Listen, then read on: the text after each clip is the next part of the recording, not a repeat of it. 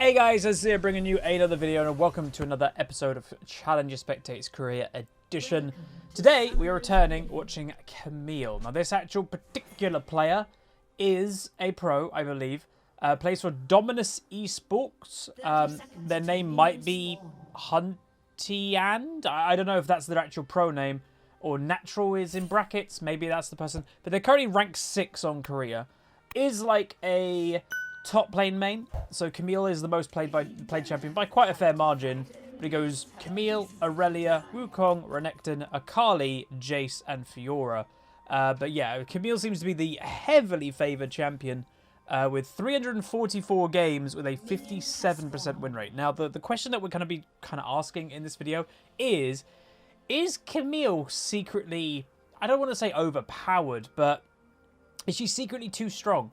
The reason being is if you see a decent Camille, their versatility and what they can do is insane. So they are amazing in the 1v1. They are amazing at picks. They actually aren't terrible at team fights.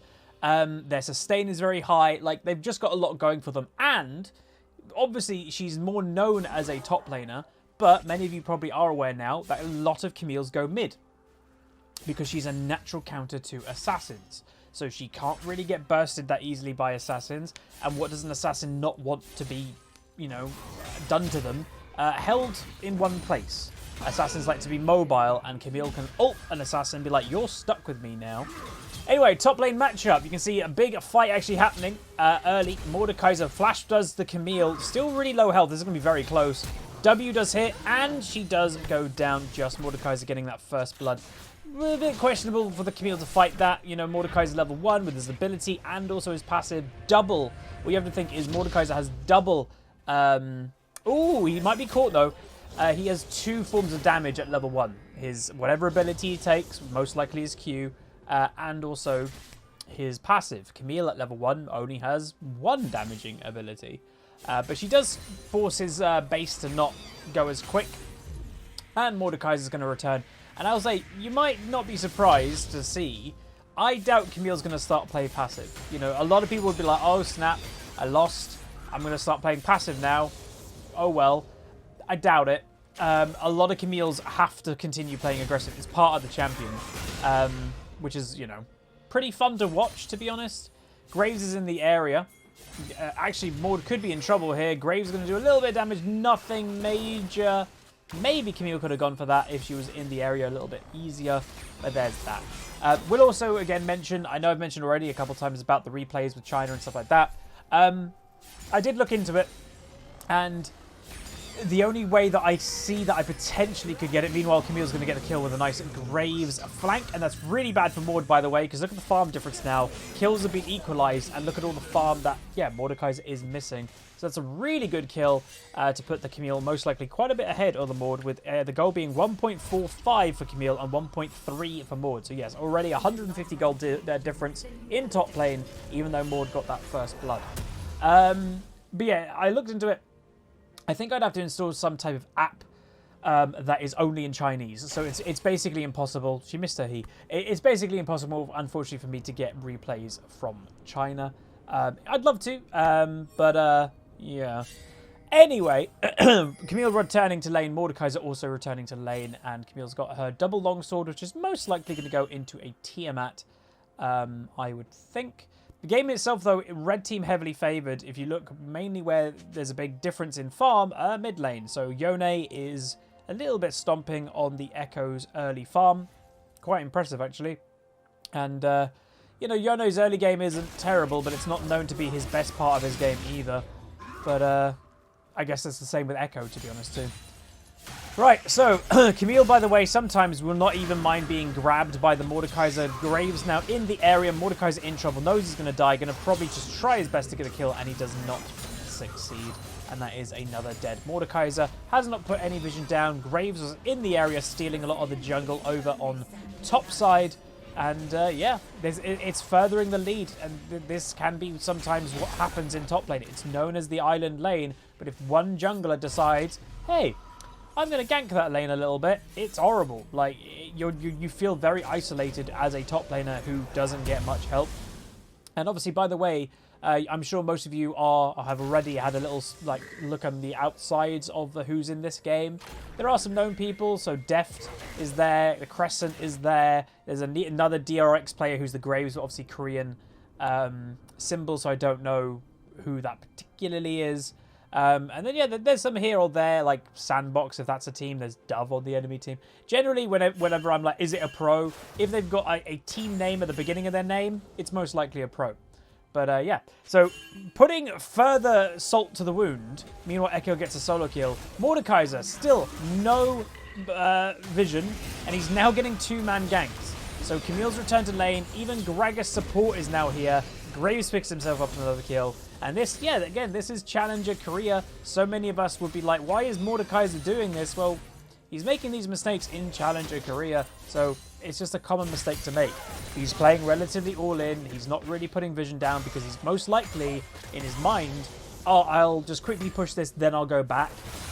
Meanwhile, Nidalee going for a hyper gank does get the kill. Gragas in the area, probably going to get that kill. One more auto, two more auto, and she will go down. As I mentioned, Nidalee is in practically every single game, alongside actually Akali. I'd be interested to see, can I find out if Akali was banned this game? Meanwhile, this poor Mordekaiser returning to lane doesn't get allowed to go back to lane.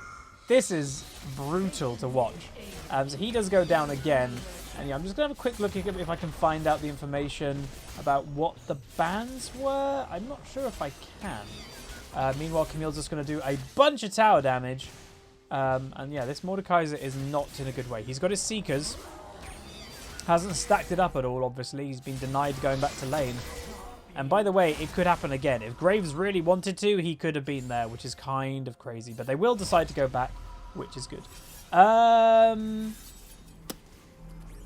You know, I don't think, at least on the website I'm on now, I don't think I can find out. But I'm very interested. Give me a second. I'm going to check one more website if I can actually see. If I can't, I can't. But I am going to try just one more website just to see if I can find out. Because, as I said, Akali's in practically every single game, so it's a bit weird. Ah, here we go. Oh, no. No, she was.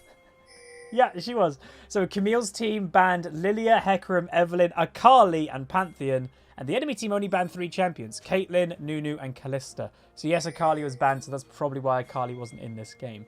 Graves does get a kill over on the Yone. And what you're seeing here, by the way, to make the point clear of like when we're asking the question, is Camille too strong? A big point of her strength is snowballing. So for a couple reasons. One, she's a fantastic 1v1 duelist. So if she gets ahead in the 1v1, she's just going to kill you in the 1v1. Obviously, this game's been a bit weird and Graves has come top lane, Gragas has come top lane. And meanwhile, a bad play actually just happened. The red team just recovered quite a lot, which is good for them. Mainly because of the Nidalee, I think, and the Ezreal got a little bit. Mordekaiser, level 5 in the area. This is not good for him. He gets ult, can't go anywhere. He's just going to get auto-attacked to death. Once again, Mordekaiser E actually gets her out of her own Camille ult, but it's too late, and now a Rampage. So that's the point. The snowballing is impossible sometimes to actually stop, because she locks you down in the 1v1, and now you're kind of like, oh, wait. I'm stuck with a Camille who's now really ahead of me. I'm just dead. That's kind of the strength of the champion. But furthermore, like, it's not that just her 1v1s. It's not just the snowball. She's great, like, build, like, itemization. So let's say you're playing an early game champion like a Pantheon or an Ekton, and obviously they're great champions within their own right. Meanwhile, Mordekaiser once again, no, buddy. Do you think he's tilted at this point? He's nearly going to die again. He's probably going to end up dying very soon. He is level 6. That might help him. But you're playing one of those champions. Their itemization is good. Death Realm, by the way, has happened. But Camille is completely fine just to survive if she wants to. But you know you're going to fall off. The thing with Camille is she doesn't fall off. Her item build right now is some of the strongest. Meanwhile, Mordekaiser is going to go down probably once again. Nearly dead. Oh, Lulu is here to save the day. Big shutdown for Mordekaiser. Good roam by Lulu. And that's something that we've actually mentioned with this Korea server is the roams are insane. Like, when does a support go that, like, at that time? Not really often, right? Like, Yone tried to escape with his ultimate. Gragas body blocks it, and that would be a nice kill. And Graves kill steals it from downtown. Nice play, though, by Gragas. Good to see. But yeah, so Camille has obviously Triforce is a very strong item, always generally is. A Ravenous Hydra or Titanic Hydra, either or, probably a Ravenous Hydra for Camille. Very strong item, good lifesteal, etc. And obviously a lot of us know healing is a bit of an issue in the game of League right now, so if you can build healing items and lifesteal, you're probably pretty good. And then obviously, yes, there is the item that I do mention in most videos. Camille is a Death Stance builder. So combine these things together, Camille, in the current meta and how items currently are in the game, she actually has a lot of strength with items, not just her actual kit. If you add on top as well, she also has true damage. So with her Q, if you press Q, auto attack, then wind it up, let it go a little bit, your next big auto attack will be true damage. I don't know how much it is, we can actually check. She is maxing Q, by the way. So if it does stay, because sometimes it likes to disappear for some reason. So there, if the second auto attack, the protocol attack hits at least 1.5 seconds after the first, the damage is increased by 100% to 107, and 68% of the attack is converted into true damage. So yeah, it does do a bit of true damage, with then also a Sheen proc, pretty good DPS. Mordekaiser weirdly taking the fight on, not really sure what he's doing at this point. He's continuously fighting a Camille that is so much ahead, but you could also argue, can he do anything? Like, if he decides to go stupidly passive, well, his tower's going to die, he's not going to get any farm, and he's going to get 0 strength.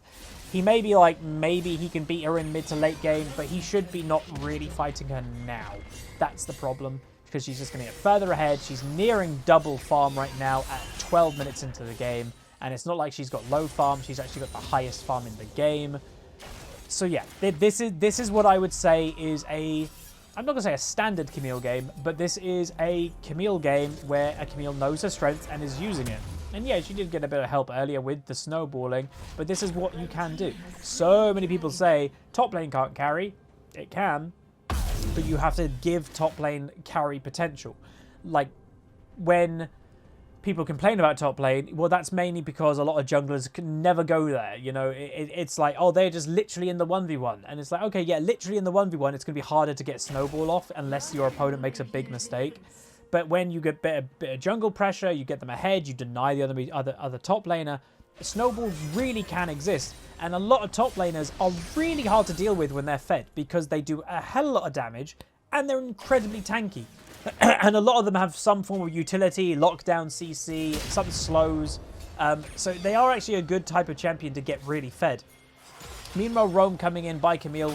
Yone is definitely in trouble. She jumps in front of his E, is going to go for the kill, and just absolutely annihilates the squishy Yone at this point of the game. And yeah, you can see the Nidalee is still having a good game, 5-1. Ezreal not doing even too bad, ahead in farm of the Kai'Sa. The Rift Herald has been procced. Nidalee in the area to try and do something. Most likely nothing is to be done at this stage. Just a couple spears. She's just trying to chunk the Rift Herald to not get its next charge off, basically. And that was a bit laggy, but anyway. Mordekaiser is going to most likely just stay in top lane, by the way, because he needs to recover. The most easy guarantee way you can recover a game of League of Legends, farm. It's guaranteed income. You know, if you go for a teleport play to bot lane and it doesn't work, well, you just wasted a lot of time when you could have been top lane farming 2, 3, 4 minion waves. It's guaranteed income. Ezreal does go down in bot lane, but Kai'Sa goes down to the now fed Nidalee. Mordekaiser in trouble again. He most likely would death realm the Echo if he hasn't. No, he death realms the Camille. Okay, that's a bit of a weird one. He death realms the fed Camille. And you can see the Mordekaiser's damage isn't too bad, but maybe not the fed Camille who has lifesteal, who could sustain your damage. Maybe Echo, but then Echo obviously could ultimate a lot of his damage too. So the Mord, again, just overstaying without any vision, most likely. Build-wise, the Mord is actually going for the more modern Mordekaiser build. It's the dueling 1v1 kind of split push build. You can see he's got attack speed and a stinger. And yeah, he'll be building Natra's Tooth. It's not bad. It gives you good split push. It gets your passive proccing with auto attacks nicely, with Conqueror obviously synergy there. It's actually pretty good. I personally haven't tried it, but I've been tempted to, and maybe I will. Obviously, this game hasn't completely sold me on Mordekaiser, but it's more this guy's playstyle, unfortunately, that he just got punished really hard this game. But yeah, and you do remind yourself, everybody in this game is most likely challenger in Korea, so they're all insane players, you know, and everyone's going to have good games, everyone's going to have bad games. It's just the way of League and solo queue. Anyway, Nidalee does go down to the Gragas and the Graves. Camille, going on the Mordekaiser again. He just doesn't respect, at the moment, this game. Again, bit of tilt might be actually happening. You see his trading isn't too bad. She actually ult dodges his Q, so that's a mechanic as well that I've not mentioned yet. Camille has a dodge mechanic with her ultimate, so she times her ult with dodging some damage when Mordekaiser's Q is going to go down. That may have made it a bit close in health. Meanwhile, double kill for Kai'Sa. Yeah, when she ults, she's temporarily, like, untargetable. So it allows her to dodge some damage and then return damage very fast. Good Camille's do pull it off. It's a fairly basic mechanic, obviously, for Camille. It's just timing. But it's good to see it being used practically in this game. Item build for Camille, obviously finishing that Triforce a little bit earlier.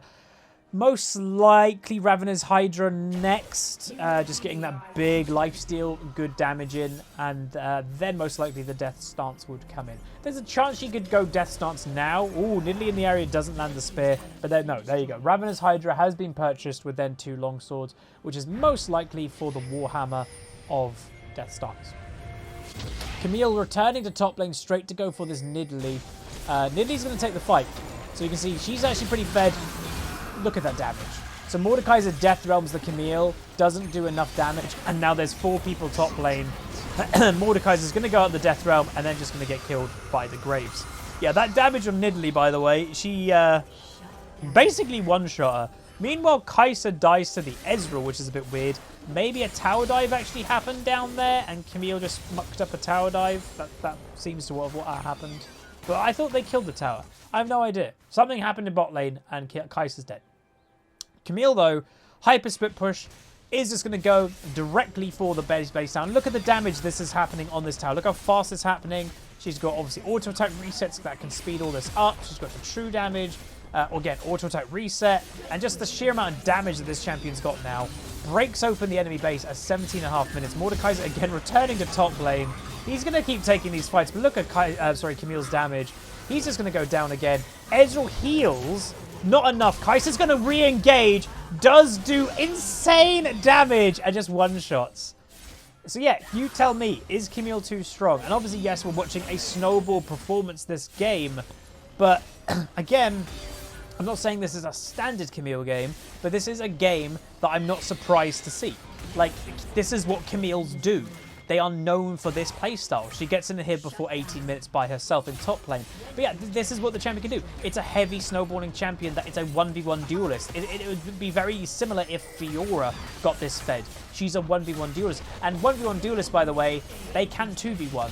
But generally, they'll just focus one person, kill that person quick, then go for the next person. And that's what you're seeing this Camille do. Yone nearly dead. Kai'Sa does go down. Echo doing a bit of a stun. Not sure. Never mind. The Q just annihilates Ezreal at half health. Camille, another half health kill. Oh my god. Worth knowing, gold right now. She's got nearly 3,000 gold in her back pocket, so she'll be returning to base and getting even stronger by a fair amount of margin. I don't think she'll want to go base yet, because I doubt she's got Death Stance right now. Meanwhile, Echo does go down to a Lulu. Bit of a weird base, and he's going to just steal. And look at the lifesteal, everybody. So she's relatively low, and she's going to be full health already. Like, she can continue to fight if she wants to. She can go for some waves. She can go for a kill on Lulu, who overextends. Is she going to get away? Yes, she is. So far, yes. The E misses again. She has missed a couple of those. Lulu is probably going to survive because of the speed. Never mind, the W goes off. Yone then coming in, and that was a bit of a greed play by Camille. She probably did that, though, because she wanted the extra gold to get the Death Stance, which should be purchased. There you go. So that's why she did that play, but that was a 700 gold bounty bonus for the Yone, I think, who got that kill. Yes, Yone got the kill. You know, you don't want to give any free gold to champions like a Yone, because you never know. Recoveries can happen. Just to remind people, I think we've all been there, but victories from really weird places can happen. I have won games of League with everything of my base destroyed. Literally everything. And I've managed to turn the game around. It can happen. Meanwhile, the first base tower does go down due to Rift Herald. Camille respawning, gets herself Mercury Treads. I don't think she had those yet. Maybe she did. But she will just go and maybe split push bot lane for pressure, because obviously that's the only lane left open. She has also purchased an elixir.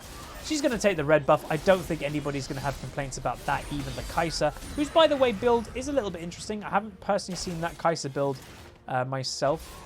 But yeah, big fight breaking out. Camille not in the fight yet. Mordekaiser's going to get that kill on Echo. Again, he's not bad in strength, right? He is getting kills on people, but he will go down. Graves being a bit too overextended. Camille now looking for the fight.